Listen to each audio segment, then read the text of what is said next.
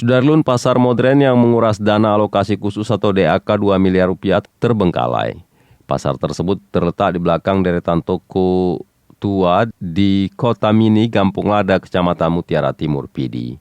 Kondisi sarana publik tersebut masih bagus, hanya saja banyak sampah dan kotoran hewan yang menghiasi lantai pasar yang terbuat dari keramik tersebut.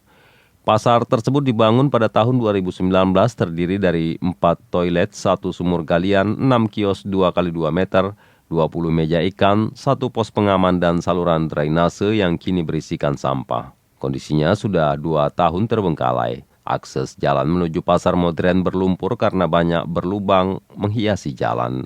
Keberadaan pasar modern ini di bawah Dinas Perindustrian, Perdagangan, Koperasi dan Usaha Kecil Menengah Pidi.